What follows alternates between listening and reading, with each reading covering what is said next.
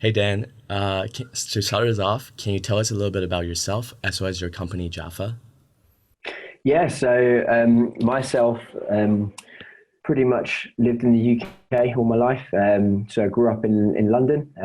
I went to university, had a different background doing some stuff in insurance, and then moved into technology and then medical consumables. So very varied background, but a massive sports fan, have been since a very young age. Huge football fan. And Jaffa, we launched in summer 2017, so coming up to 3 years this summer. And what Jaffa does is Jaffa's a mobile app for football fans, which allows them to get all of the latest news and all of the latest opinion in one place. So we give fans the opportunity to discuss and debate with other fans, as well as get all of the latest and breaking news. And from our perspective, we see what they click on and we learn what they engage with and then personalize the whole experience with them, making it very engaging and very relevant. That's awesome. And can you walk me through that background story? Like, how did you first come up with your business idea? So we did an MBA, so we went back to university. So we were full-time students at Cranfield University doing an MBA. And it started off as a student project. So part of a course gives you academic credits or points towards your overall degree if you come up with your own business plan, financial model, and everything else. So we thought that's not bad. If we're ever going to come up with an idea, let's do it now. And we started to see a change. So fans were engaging differently. Back in 2017 in the summer, it was people were traditionally had used Facebook and Twitter, and the data was showing it that was changing. People were now using Reddit, WhatsApp, Snapchat, ironically back then, and now if you look at Snapchat, yes, it's still going, but TikTok, since we started, has now just grown massively. So engagement was changing, let's say, and we saw a lot was happening there. And I suppose under the guise of student project, we were able to network our way into some pretty senior rooms with senior alum of the university, and because we were students, able to interview them in a very honest and candid way. And they gave us the kind of real lay of the land of what was going on. And that really started the journey for us to just develop. And as we went through the year, Jaffa changed, morphed, developed and grew legs. And we got to the end of the year in 2017. And we said, look, next summer is the World Cup back in 2018. And we had some investors that wanted to put some money in and back us as a team. So we thought, oh, this is interesting. There's something in this. Let's jump in and here we are today. So that was basically a bit more of the story, yeah. And have you always been entrepreneurial? Like, did you know that you wanted to start your own thing, or was there some sort of turning point for you? I think so. It's a really tough one to answer because um, for me, it was a couple of things. I always wanted to, I suppose, have no regrets, and I try to live by that a little bit. And I've always had this itch, I suppose, that you just want to scratch. And you get it in loads of different ways. Some people go traveling or visit a few countries and they're like, I really want to do this traveling thing. I want to go and see the world. I want to do this. And for me, it was, I just want to kind of, and I think a lot of entrepreneurs are the same, where they've got either an idea or something and they're like, can I make this into something? And am I right? Is there a business here? Is there something here? And you just kind of, until you do it, you don't know. So for me, I wasn't necessarily sure that until we kind of moved forward, that this was the right idea and this was it. But absolutely, I wanted to do my own thing at some point and give that a go. And yeah, I was pretty confident that that was something I wanted to do. Mhm. And you mentioned traveling, and so that was actually one interesting thing that I found when I was researching about you, that you took a gap year back in 2011, I think, to travel like worldwide. So I was wondering if you could talk a little bit more about that experience, and did that time period of time had any significant impact on like your decisions later on in life? Yeah. So it was an interesting time, I think, from my perspective. In my second year at university, my friend Sam and I were both qualified sports coaches and qualified first aiders. And we went and we volunteered for a charity in Cambodia, so in Southeast Asia, for a few weeks. And we basically were providing sports coaching and first aid training to employees that worked with HIV positive orphans. And that was a great experience. And we basically extended that volunteering period for an extra month and a half and traveled around Southeast Asia. So we did Thailand, Laos, Cambodia. And I've realized that actually, yeah, I would want to see a bit more of a world. And I suppose had the foresight to know as life happens, it's tougher and tougher to do that. You have partner, wife, children, mortgage, job security. It's not that easy to drop everything and just go and do a big trip. So some university friends and I, because this is my second year, in our third year, we decided that actually, yeah, let's work for a little bit, save up some money, and then go do it properly. So I wouldn't advise anybody to do this. Spent our student loan, made a down payment on a round the world ticket, which had a kind of flexible dates. So we booked it and then worked out how we better start saving and earning to afford to be able to do it, which was a process, let's say. But yeah, it was something I wanted to do and something I did. And yeah, absolutely look back on it with very, very fond memories. Mm-hmm. And so you mentioned that it's been almost 3 years since starting your business. What would you say was the most challenging moment for you so far in, running your own business?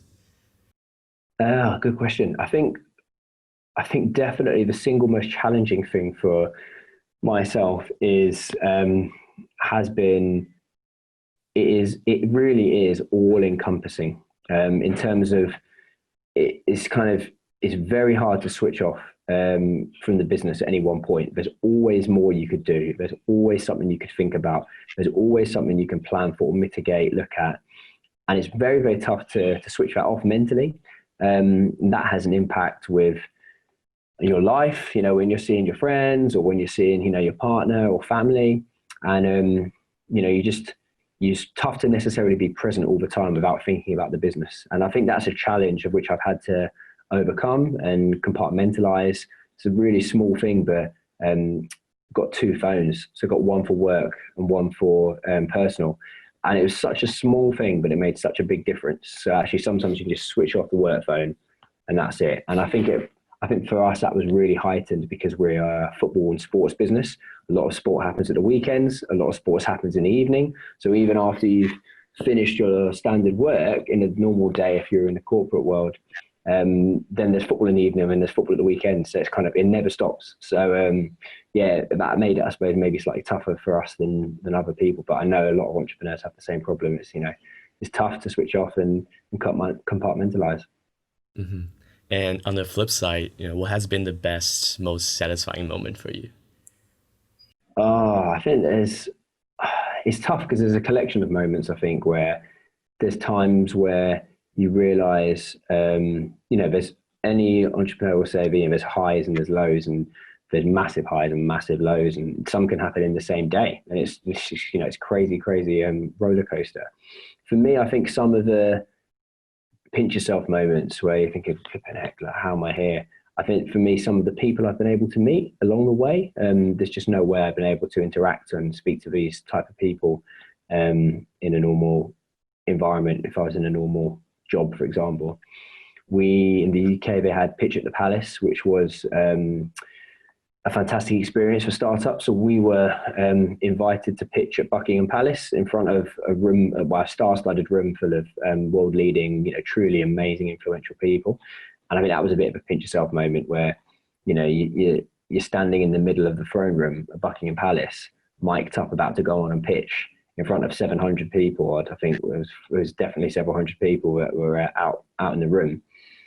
And you're sitting there thinking, this is really happening. And I think, there's some of the people you met there. So Cal Henderson, who's one of the founders of Slack, just having a beer with him in Buckingham Palace, you just got to look around and think, this is really happening. So, I mean, that was definitely a standout moment, but there's been many moments where you get to meet people and have some fantastic conversations that you just wouldn't otherwise have. So I think that's been a real upside. That's really cool. And if you could go back in time to when you were first starting out, what is one advice that you would tell yourself? One of the key bits is you always have it's a journey. I think that's the whole roller coaster is a journey. So you just need to remember that things change. people change, team members change, the world is we've just even what we're currently living in right now in terms of the whole COVID-19 coronavirus, the world changes. So you just need to be ready for that. And despite you can have a plan and a strategy and everything, some stuff's out of your control will change. So just make sure that you're mentally prepared for being flexible when it's changing, and ensuring that you just keep your options open. So I think that would be my key bit of advice to myself and anyone who's starting a business is make sure you keep your options open. Mm-hmm.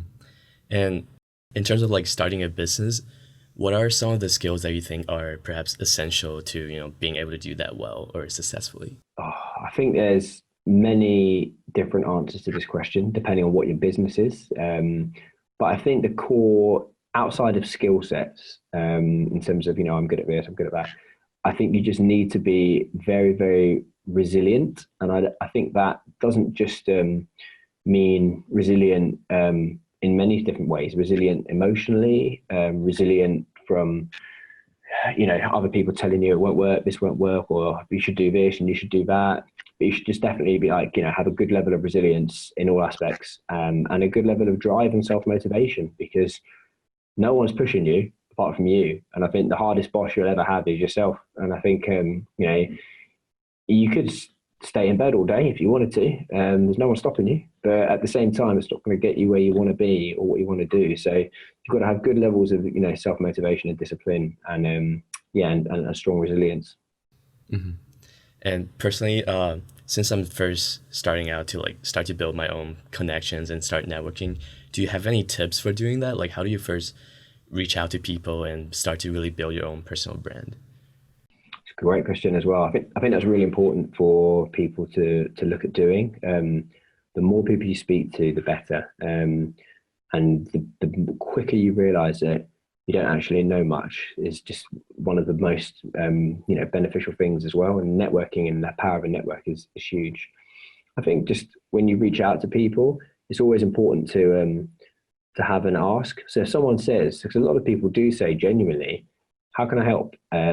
It's good to have actually, this is how you could help. Here's my 5 things that I need to be done right now that you could maybe help with. Because a lot of people turn around and say, how can I help? And no one's got an answer. I'll come back to you on that, or I don't know, or always having, I suppose an ask. But if people are kind enough to offer, there's something that tangible that they can do to help you out. And I think just networking is keeping people in the loop of what you're doing and keeping them updated, but also just being yourself and being very authentic. You get a lot of people that either want something, whether that's they want to sell you something, they want to, something this, something that.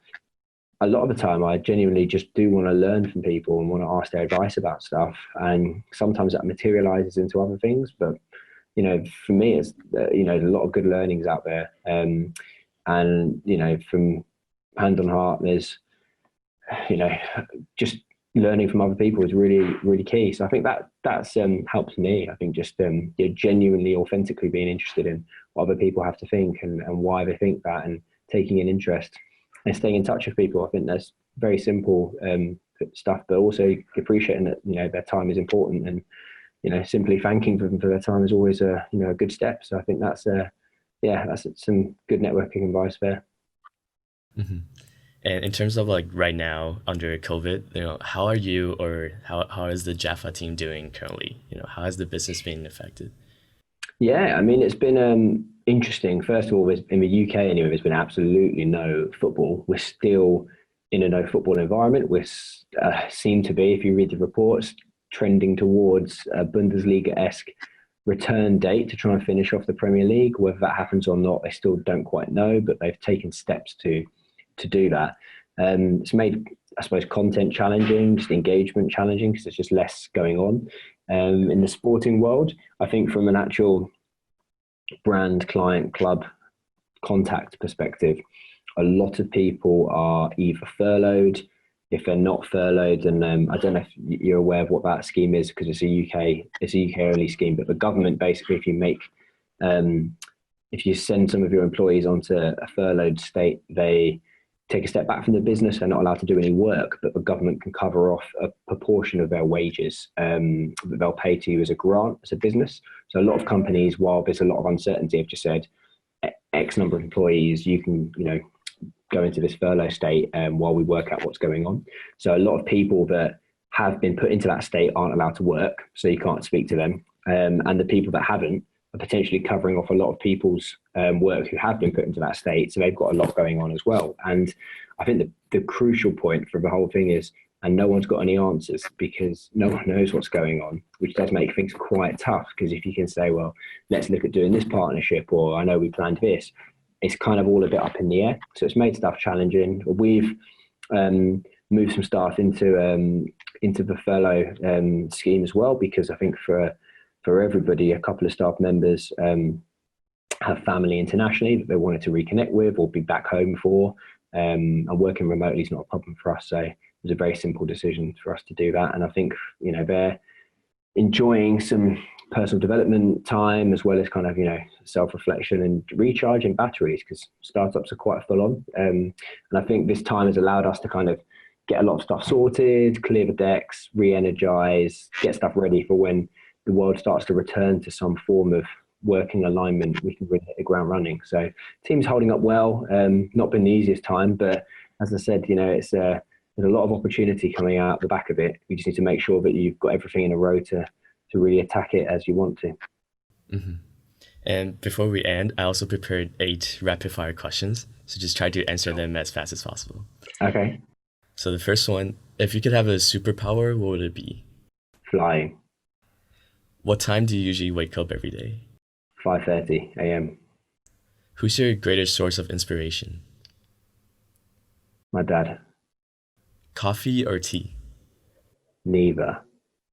If you pushed me, tea. Mm-hmm. And out of all the countries you've traveled to, where would you definitely revisit? New Zealand. New Zealand was strong. What would you do with $1 million? Invest and save. If you could have dinner with anyone, who would it be? My head's telling me the Obamas, but my heart's telling me David Beckham. So I think we'll go with David Beckham on that. And the last one, what's the best advice you've ever received? Well, that's a good question. Best advice I think I've ever received is a Henry Ford quote that said, either you can or you can't. You're probably right. I think that's really landed with me. Mm-hmm. Okay, that's awesome. That's it for today's interview. Thank you, Dan, for taking the time to do this. I wish you the best of luck and stay safe. Cheers. Thank you very much.